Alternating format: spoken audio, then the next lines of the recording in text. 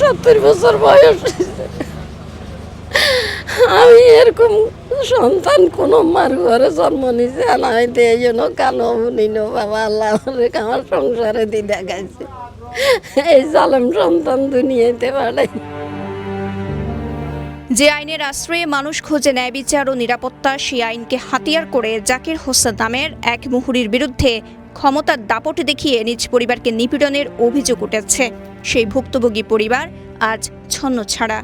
কইতে আছে যেন সাপুরিয়া সাপের খেলা দেখায়, আর আমি জাকের মুড়ি হইতো করে মামলার খেলা দেখাই। ছাড়ো তোরা মামলার চাইলে 1 লাখ টাকা লাগবে, আর আমি চাইলে 1 টাকা লাগবে। নোয়াখালী সদর উপজেলার এওয়াজবালিয়া ইউনিয়নের মান্নাননগর এলাকার বাসিন্দা জাকির হোসেন, যিনি একজন আইনজীবী সহকারী হিসেবে নিযুক্ত।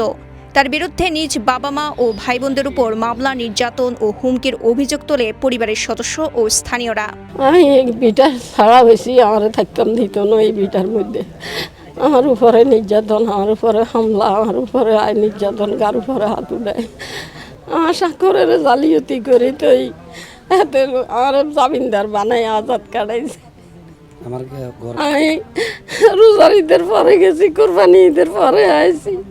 ভুক্তভোগী পরিবারের অভিযোগ, আইনের অপব্যবহার ও পেশাগত প্রভাব খাটিয়ে পরিবারের সকলের জীবন দুর্বিষহ করে তুলছে এই জাকির। নিজের পিতাকে মারধর করায় অপমান ও শোক সহ্য করতে না পেরে কিছুদিনের মধ্যেই মারা যান বৃদ্ধ পিতা। আমার বাবা মারা যাবে 3 দিন আগেও আমার বাবার গায়ের উপরে হাত তুলছে। আমার বাবা চোখের এখান দিয়ে আমার ভাইয়ে ঘুষি দিয়ে চোখ ফুলে ফেলছে। আমরা যখন এগুলোর ব্যাপারে প্রতিবাদ করি, তখন তিনি আমাদেরকে বিভিন্ন মামলা হামলা করে মিথ্যা জালিয়াতি কাগজপত্র দেখিয়ে আমাদের সাক্ষ্য জালিয়াতি করে আমাদেরকে চরম হয়রানি করছেন। আমাদের সব ভাইকে মামলা দিচ্ছে, বিভিন্নভাবে হয়রানি করাচ্ছে।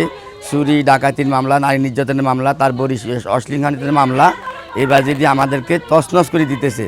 টানা 3য়বার অর্জন করেছে দেশের সেরা সুপার ব্র্যান্ড স্বীকৃতি বসুন্ধরা টিস্যু। এছাড়া সম্পত্তি দখলের উদ্দেশ্যে স্বাক্ষর জালিয়াতি করে মায়ের বিরুদ্ধে মিথ্যা মামলা দিয়ে কারাগারে পাঠানোর অভিযোগ করে কান্নায় ভেঙে পড়েন গর্ভধারিণী মা।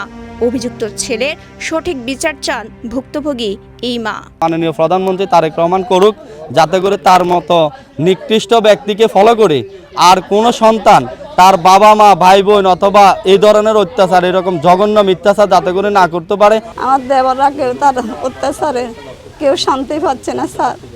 এই জন্য আমার প্রধানমন্ত্রীর কাছে একটাই অনুরোধ, এর সঠিক বিচার যেন পাই আমরা। এদিকে ভাই বোনদের বিরুদ্ধেও একাধিক মামলা দায়ের করেছে অভিযুক্ত জাকির। প্রতিনিয়ত প্রাণনাশের হুমকি দেওয়ায় নিরাপত্তাহীনতায় দিন কাটাতে হচ্ছে আত্মীয় স্বজনের বাড়িতে। এমন পরিস্থিতিতে সুষ্ঠু বিচারের দাবি জানান তারা। প্রধানমন্ত্রীর কাছে আমি সবার উচ্চ লেভেলে সবার কাছে এটা ডাবল বিচার চাই।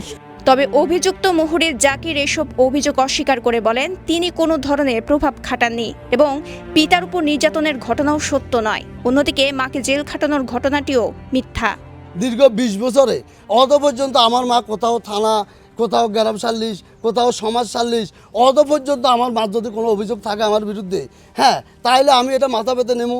আমি মাকে মৃত্যুক বানাচ্ছি না, আমার মা সত্য।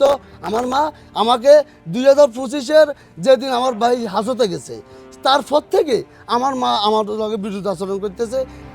এ বিষয়ে নোয়াখালী জেলা আইনজীবী সমিতির সাধারণ সম্পাদক অতিরিক্ত পুলিশ সুপার জানান, অভিযুক্ত জাকিরের বিরুদ্ধে দায়ের করা মামলাটি তদন্তাধীন।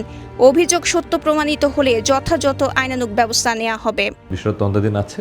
তো প্রাথমিকভাবে যেটা জানা গেছে সেটা হচ্ছে যে জাকির হোসেন এর আগেও তার বাবাকে মারধর করেছে এবং এটা সামাজিকভাবে কয়েক বছর আগে বিচারও হয়েছে। এবং তো জাকির হোসেন এই সামাজিকভাবে অনেকগুলো অপরাধী করেছে, আমাদের তদন্তে চলে এসেছে অলরেডি।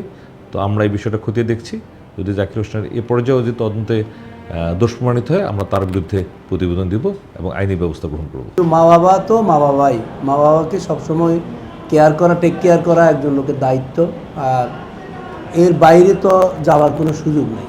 তো সেসব বিষয়ে আমরা অবশ্যই যে খতিয়ে দেখে আইনানুগ পদক্ষেপ নিতে আমরা বদ্ধপরিকর। নিজ ছেলে নির্যাতন নিপীড়নের কবলে পড়ে অসহায় এক মা ও পুরো পরিবার এখন চরম জীবন ঝুঁকিতে। নিরপেক্ষ তদন্তের মাধ্যমে সত্য উদ্ঘাটন এবং দোষীদের দৃষ্টান্তমূলক শাস্তির দাবি জানান ভুক্তভোগী পরিবারসহ স্থানীয়রা। নোয়াখালী থেকে আবু রেহান সরকারের পাঠানো তথ্যচিত্রে সাফা মারোয়া, কালের কণ্ঠ। চট্টগ্রাম।